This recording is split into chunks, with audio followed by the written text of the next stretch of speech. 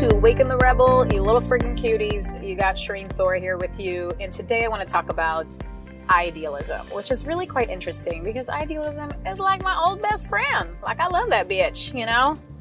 She's my comfort, you know? She's my confidence. She's got my back. She's always there. But I'm starting to have to kick that bitch to the curb. And so today I want to talk about with you, like, what the hell that really means, you know? Because here's the thing. Anytime I've ever done anything worthwhile or that I could be proud of, like get married, have children, start a business, like become a comedian, you know, like anytime I've ever done any big new thing that was exciting or, you know, really like a purpose-driven kind of inspired move that I made in my life, it's always a lot uglier than I think it's going to be, you know?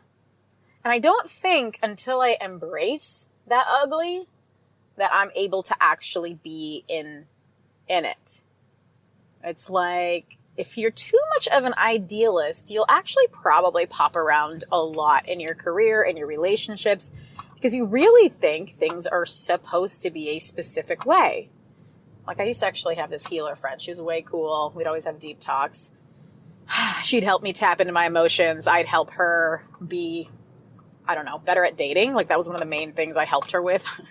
So I'd always even talk to her about masculine and feminine energy. And, you know, it's funny. Like, I don't really market myself as a dating and relationship coach, but let me tell you, somehow it always ends up that I'm helping people in their relationships in one way or another. Like, I have a lot of clients who come to me through my normal Awaken the Rebel stuff, and they're like, hey, I want you to help me, you know, date again at the age of 60, or hey, I want you to help me attract a man because I have trouble. I'm always single, you know, whatever. And I'm like, honey, I got your back.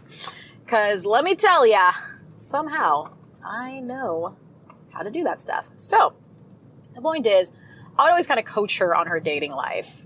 She had an off and on relationship with a guy, and it was like this thing that went on for like a decade. And I recall just really always having to sort of talk her down off the ledge. Like, she had a very clear idea of the way he should behave and the way it would go if he was decent and, you know, whatever. And he was just himself, you know? Humans are freaking complicated. Humans are complex. You cannot put them in a box. You can't expect them to act in a specific way. They're just themselves. And unfortunately, you don't date or marry someone that comes out of a box. You date and you marry an extremely complex and dynamic human being who's ever changing. So I just really think oftentimes when we take our idealism or the way we think it's supposed to go and we place it onto a human being, it's a recipe for disaster. It's interesting because, like, while I've always loved being an idealistic person and I've always felt like it was just like, you know, like I said, my best friend helped me be confident, like have my back. She was always there. It's like, the truth is that bitch was putting blinders on me and I was like really seeing life in the black and white. And that shit is not accurate. Life is 100% in the gray. It's crazy. Like, I had the dream to be an entrepreneur and create this amazing business. And I went after it. And then when I went after it, it was hard as shit and the hustle was real. And I got burnt and I got depressed. And I didn't expect that. I just thought I was going to chase and follow my dream. Yeah.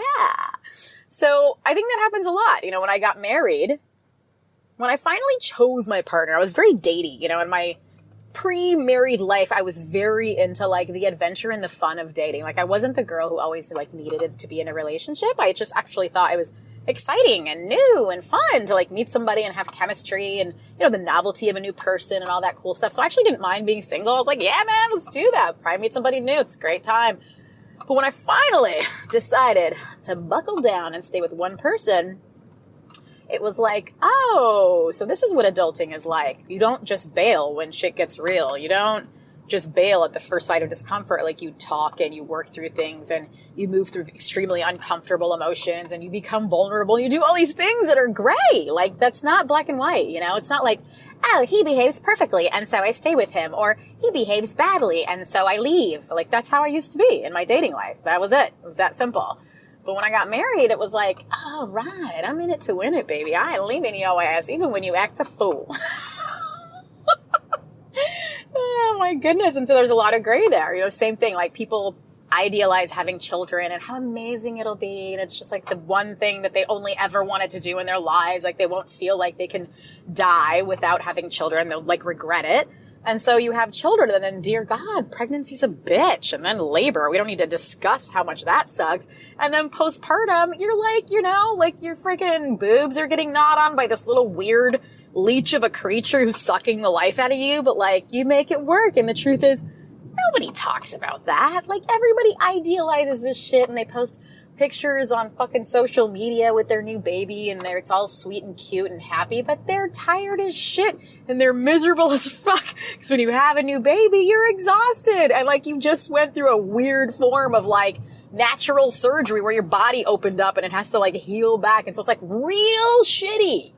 But then you get to have a life and a legacy through this beautiful human life that you've created. Man, it's literally a miracle. And so I just want to stress to you and impress to you the fact that when you're making magic, whether it's a business, a passion, a relationship, childbirth, whatever, it can be so ugly. It can be so fucking ugly. And so I think there's just almost like this, it's not okay, you know, that we idealize life and stages. It's not okay that we think it should be a certain way because we're actually lying to ourselves and sort of crippling ourselves. And it's easier for the rug to be pulled out from under you when you have that idealistic blinder on.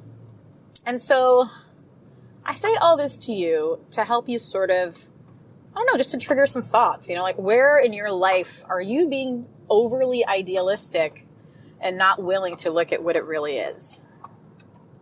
Where in your life are you not accepting the truth? Where in your life are you trying to wield your own will and decide it has to be or look a certain way and not allowing life to actually unfold for where it is beautiful and where it is ugly and like the fullness of this experience? So I hope this was helpful for you, darling. I'm sure this subject will actually be talked about quite a bit, like in future seasons of Awaken the Rebel, because this is a big one for me personally. I feel like I've learned a lot of things and I've had a lot of experiences, but this is one I'm actually still kind of chewing on and figuring out because it's tough, man. It's tough to let go of that idealistic best friend. That bitch really got a hold on me and I liked her. I liked her a lot. I liked Fantasyland. It was pretty. It smelled nice. It was easy. I imagined, you know, like a fantasy that I would just be making millions of dollars and it would be so easy and motherhood would be a breeze and I'd have a nanny that would go with me everywhere. And it's just not the reality of life. It's just not. So, ta-da. There it is, y'all. I hope this supports you in one way or another. Feel free to give me feedback. Email me at support@awakentherebel.com. Let me know your thoughts. Again, if you want to join the movement, go to awakentherebel.com and put in your email so that we can stay connected. And I will catch you on the next one. Bye now.